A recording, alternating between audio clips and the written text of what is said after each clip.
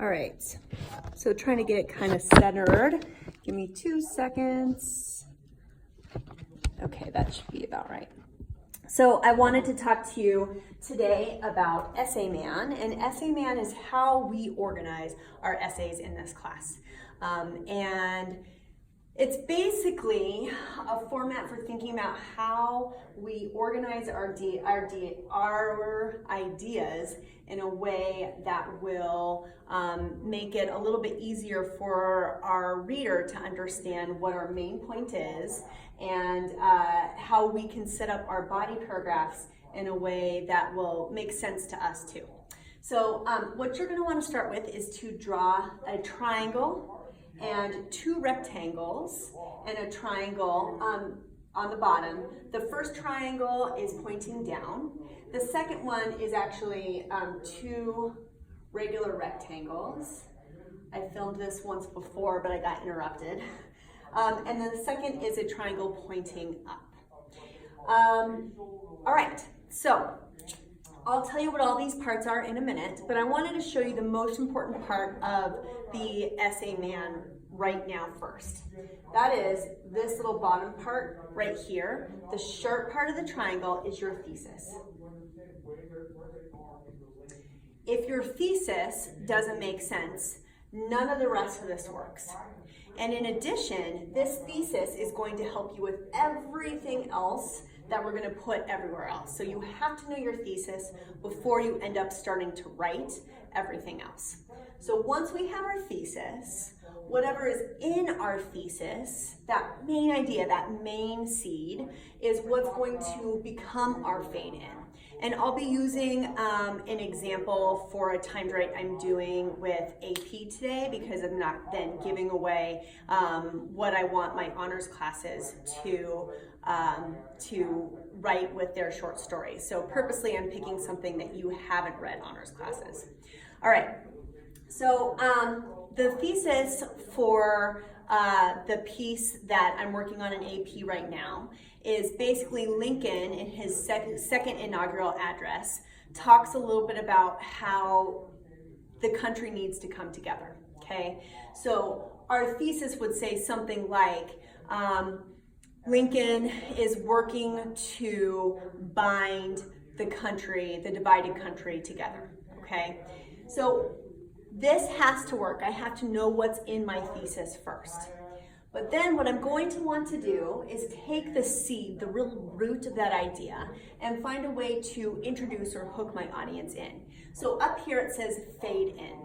So if I were doing a thesis on binding the country back together, bringing a divided country back together, I might start by generally talking about countries that have been divided, okay? And then I might talk, it gets more and more and more specific as we get closer to our thesis. So in this little arrow that points from the fade into the thesis, what we need is a transition to issue, to text, to thesis. Again, transition to issue, to text, to thesis. So I'm starting with an issue, right? The division that can happen in a country when 2 countries, or when 2 opposing sides tear apart one people, okay? And I might want to come up with something that's not the Civil War to begin with that, right? In fact, I'll do a whole little mock-up with this in a second. But then I'm going to want to transition to the topic that's at hand, which is the Civil War. And then I'm going to want to transition to my text, which is the second inaugural address, and then I'm going to want to transition to my thesis. So this is off the top of my head, but let's just see if we can find a way to kind of make this work. Since my topic is division, I might say something that's even current event that shows my range, that I can open up and see connections between ideas rather than close off and only think about the Civil War. So I might start off saying something like, today, the political climate of the United States has found itself even more divided than it has been in the past.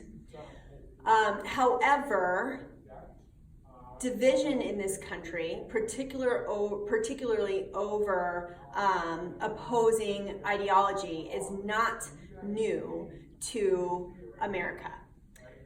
During the Civil War, the fight to abolish slavery left our country in ruins.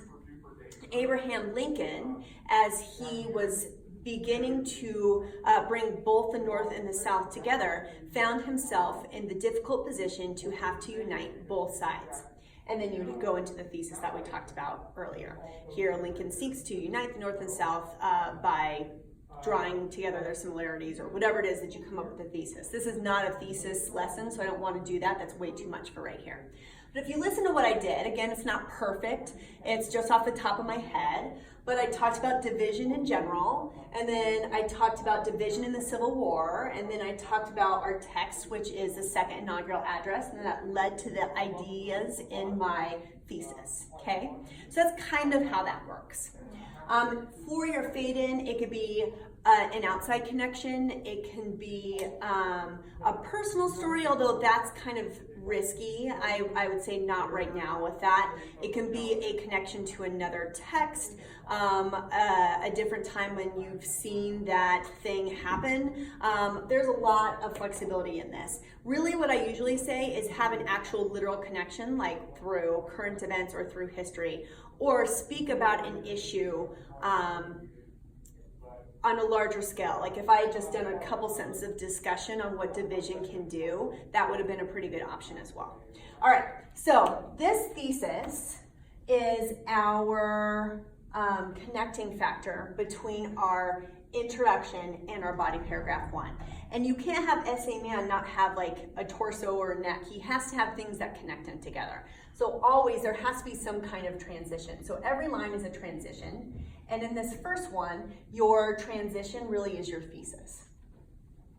Here, every body paragraph is made up of the same two things. We start off with proof, and in general, I like 50% proof and 50% discussion. These will range a little bit, like I realize it might be 40 to 50 or 50 to 60 or something like that, but in general what we're going for is about half of the paragraph is built creating evidence for what we want to discuss, and half of the paragraph is built around the defense of how these facts build up our work or our ideas that we're trying to prove in our thesis.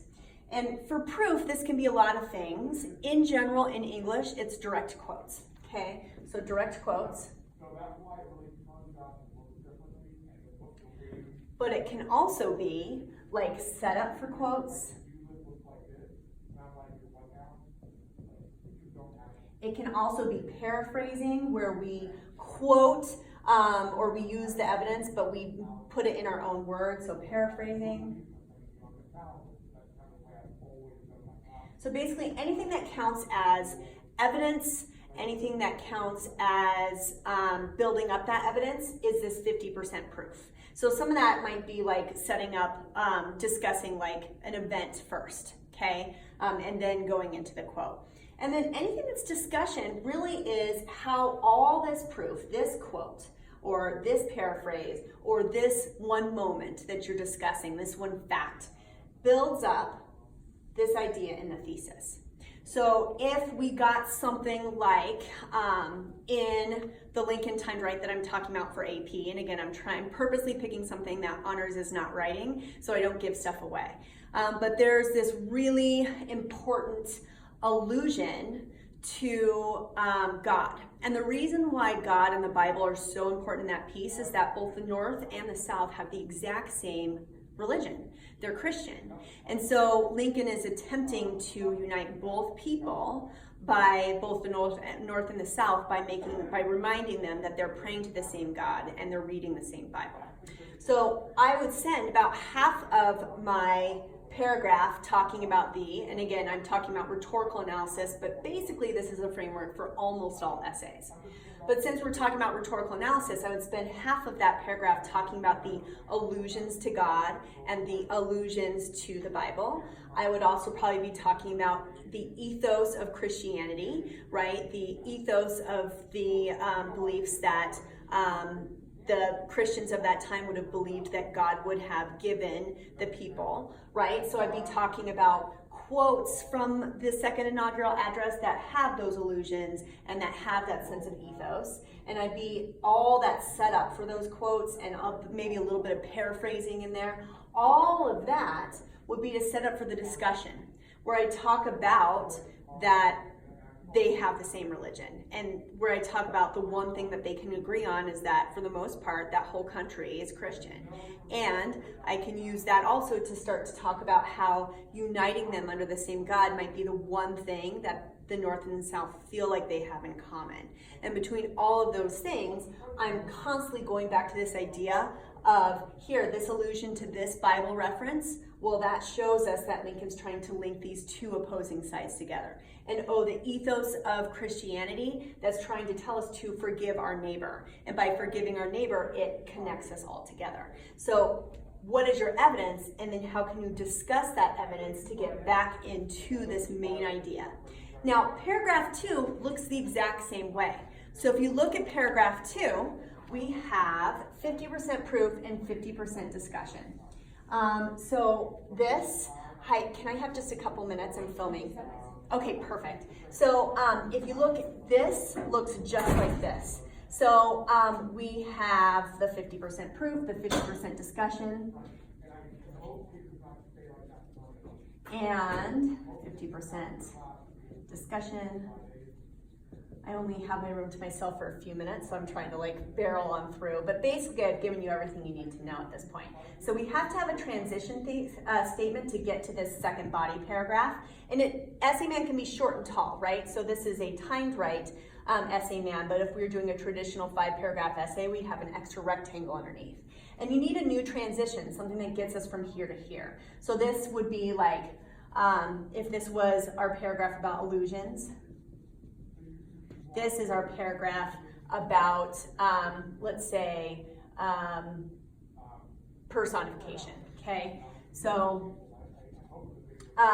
you would build the exact same evidence with examples of personification, but you would start out with something like, through the personification of the country as a wounded soldier, Lincoln continues to seek to bring a sense of togetherness between the two opposing sides, something like that. That would be our transition to go ding, ding, ding. Same main idea, bring them together. So this discussion does not change. It's not a whole brand new argument. It's still on binding the country together.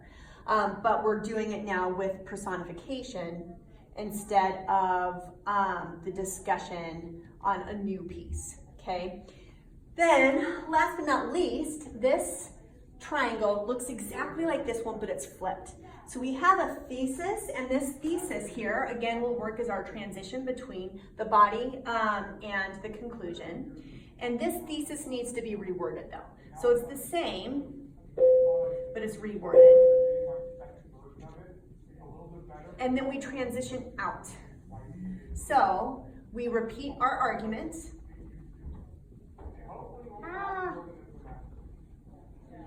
Then we start to fade out of this idea where we say, Lincoln did this by finding ways to unite the people. Then this was important during the Civil War when there was division in the country. And then you want to end with a deeper idea, just like you did up here. Something about how division of country can make it difficult to have a country that sees itself as a unified, having a unified purpose or belonging to one place or one ideology. So general to specific, specific to general. And I know I kind of rushed this part because the next class period is about to start and we'll work a lot more on this, but of this is the part I really care about for right now because this will come over time, okay? I hope that helps.